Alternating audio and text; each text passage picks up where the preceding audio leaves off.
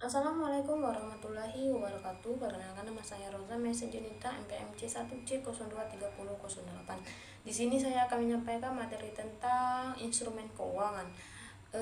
International Accounting Standard mendefinisikan instrumen keuangan sebagai kontrak apapun yang menimbulkan aset keuangan dari satu entitas dan kewajiban keuangan atau instrumen ekuitas dan entitas lain.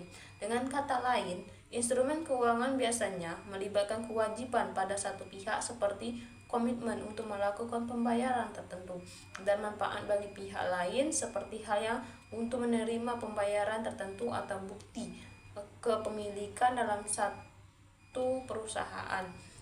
Materi selanjutnya, jenis instrumen keuangan. Yang pertama, instrumen kas. Instrumen kas biasanya dibuat atau dikelola oleh sebuah badan, kebanyakan pemerintah dan perusahaan, untuk meningkatkan modal. Yang kedua, saham. Sesuai dengan namanya, saham merupakan bagian dari kepemilikan suatu perusahaan. Jika sebuah perusahaan menerbit 100 saham dan Anda membeli satu di antaranya, Anda memiliki 1/100 atau 1% dari perusahaan tersebut.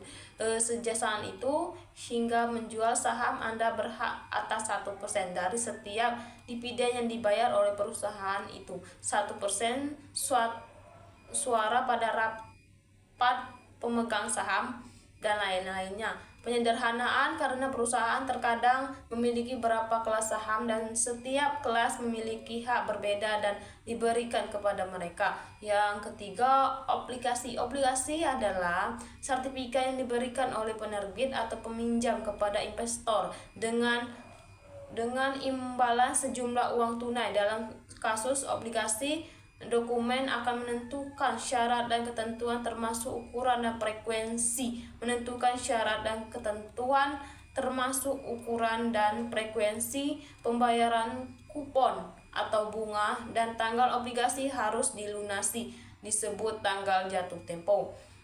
Yang terakhir, pinjaman. Pinjaman dibuat oleh bank dan lembaga kredit lainnya kepada organisasi seperti perusahaan, pemerintah, atau lembaga pemerintah. Dari sudut pandang peminjam terlebih cukup mirip dengan obligasi, tetapi karena hanya ada lebih sedikit pihak yang terlibat, biasanya hanya satu bank, terkadang segelintir mereka lebih jauh, mudah, dan lebih cepat.